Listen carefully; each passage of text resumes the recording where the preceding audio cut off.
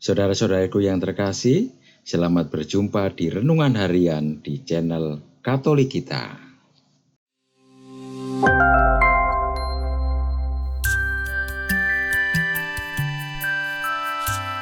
Hari ini, Minggu 18 Mei 2025, hari Minggu Paskah kelima.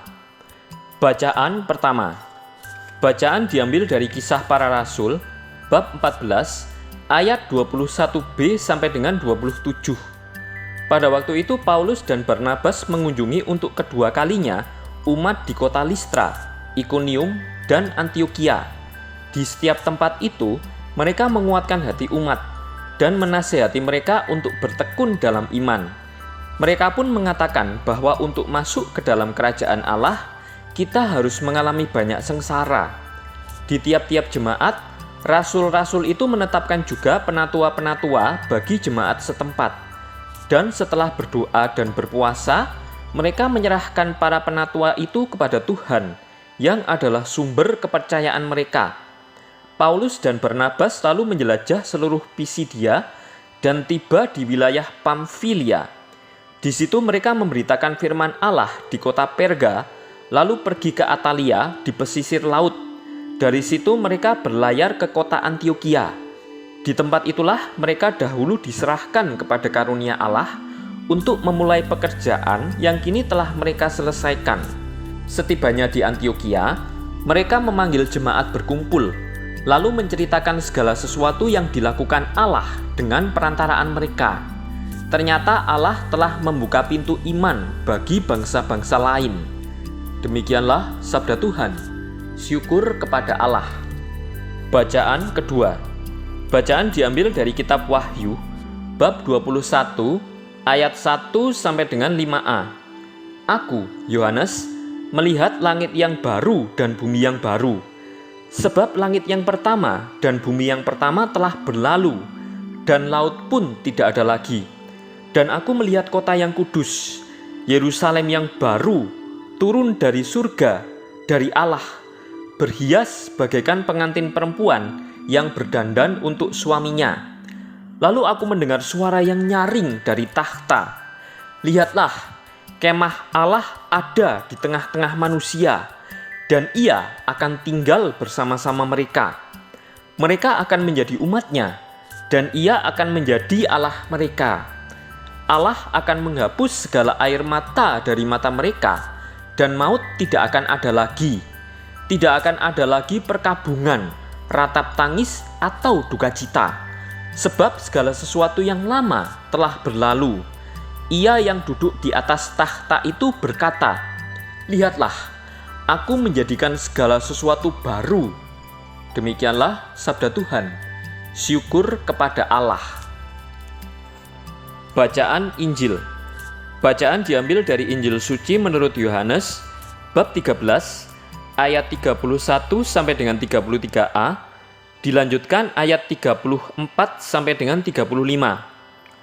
Dalam perjamuan malam terakhir, sesudah Yudas meninggalkan ruang perjamuan, berkatalah Yesus kepada para murid yang lain, "Sekarang Putra Manusia dimuliakan, dan Allah dimuliakan di dalam Dia. Jika Allah dimuliakan di dalam Dia, Allah akan memuliakan Dia juga di dalam dirinya, dan akan memuliakan Dia dengan segera. Hai anak-anakku, tinggal sesaat lagi aku ada bersama kamu. Aku memberikan perintah baru kepada kamu, yaitu supaya kamu saling mengasihi. Sama seperti aku telah mengasihi kamu, demikian pula kamu harus saling mengasihi. Dengan demikian semua orang akan tahu bahwa kamu adalah murid-muridku, yaitu jika kamu saling mengasihi." Demikianlah sabda Tuhan. Terpujilah Kristus. Identitas Kristiani. Banyak tanda atau simbol yang dipakai oleh orang untuk menunjukkan identitas dirinya. Misalnya, saat orang mencintai seseorang, kadang memberi sebuah karangan bunga untuk menunjukkan betapa besar sayangnya. Seorang pelajar memakai seragam sekolah yang berbeda dengan sekolah lainnya. Hal ini menunjukkan kekhasan sekolah itu. Juga ada yang memakai pakaian polisi, tentara. Baju dinas ini menunjukkan bahwa mereka anggota bagian kelompok itu, dan sebagainya. Singkatnya, tanda atau simbol menunjukkan identitas dirinya. Begitu juga kita sebagai pengikut Yesus Kristus. Dalam kolom agama di kartu identitas, kita menunjukkan agama Katolik. Ada juga orang yang memakai kalung salib, anting-anting salib, bahkan gelang salib. Juga di rumah-rumah, kita gantungkan salib di dinding setiap ruangan. Bahkan ketika kita makan di kalangan orang banyak, kita berdoa dengan diawali tanda salib. Ada pula orang yang mengungkapkan rasa syukurnya dengan menyebut nama Yesus Kristus dalam perkataannya di depan banyak orang. Banyak sekali contoh yang menunjukkan bahwa kita sebagai pengikut Yesus Kristus, dan itulah identitas kita. Namun, ketika ada ancaman dari pihak luar, seketika semuanya itu disembunyikan. Kita tidak berani mengungkapkan rasa syukur dengan menyebut nama Yesus di kalangan banyak orang. KTP pun disembunyikan. Salib yang biasa dipakai di leher atau di telinga atau di pergelangan tangan ataupun di dinding pun disimpan di lemari. Menjauh dari persekutuan gereja, tidak datang lagi ke gereja, tidak berdoa dengan diawali tanda kemenangan kita. Semuanya menutupi identitasnya sebagai pengikut Kristus. Lantas pertanyaannya, apakah identitas kita yang tidak boleh disembunyikan bahwa kita masih murid Yesus Kristus? Lantas pertanyaannya, apa identitas kita yang tidak boleh disembunyikan bahwa kita masih murid Yesus Kristus? Jawabannya ialah kasih. Kasih merupakan identitas atau ciri khas para pengikut Yesus Kristus. Kasih pada dasarnya merupakan suatu pemberian diri untuk berkorban demi kebaikan.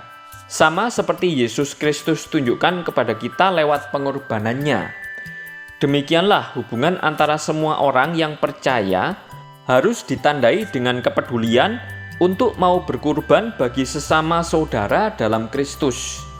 Dengan demikian, dunia ini tahu bahwa kita adalah murid-murid Kristus ketika kita menunjukkan kasih kepada orang lain. Kasih merupakan perintah terakhir Yesus sebelum menderita, sengsara, dan wafat di kayu salib.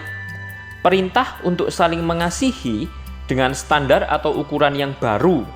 Bukan lagi mengasihi sesama seperti aku mengasihi diriku sendiri, tetapi seperti aku, yaitu Yesus, telah mengasihi kamu.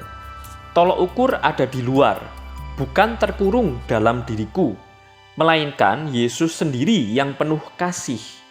Sudahkah kita melaksanakan kasih? Jika di dalam hidup bersama, yaitu mengasihi mencakup memaafkan, apakah betul sudah bisa memaafkan kesalahan sesama secara penuh yang telah berbuat salah? Bila di lingkungan pekerjaan, apakah kita sudah bekerja dengan sepenuh hati menolong rekan kerja kita yang kesulitan? Jika di lingkungan gereja, apakah kita tidak mempunyai rasa benci dan iri? Maukah kita membantu sesama yang kesulitan? Apakah pelayanan kita dalam gereja didasarkan atas kasih atau malah pamer? Bila kita berkonflik dengan sesama, sudahkah kita berusaha untuk membereskan salah paham dan saling memaafkan? Pertanyaan-pertanyaan ini bisa kita tambahkan sendiri dan menjadi bahan evaluasi kita dan sesama sebagai pengikut Yesus Kristus yang mempunyai identitas, yakni kasih. Kasih adalah identitas kita yang paling utama. Kita murid-murid Kristus yang dikenal oleh dunia ketika kita saling mengasihi. Semua simbol kekristenan yang ada hanya sebuah tanda dan tidak akan berarti apa-apa kalau kita tidak melakukan kasih. Tulisan oleh R.P. Cornelius Septian Dani Pamungkas, Okarm. Makna percaya kepada Yesus.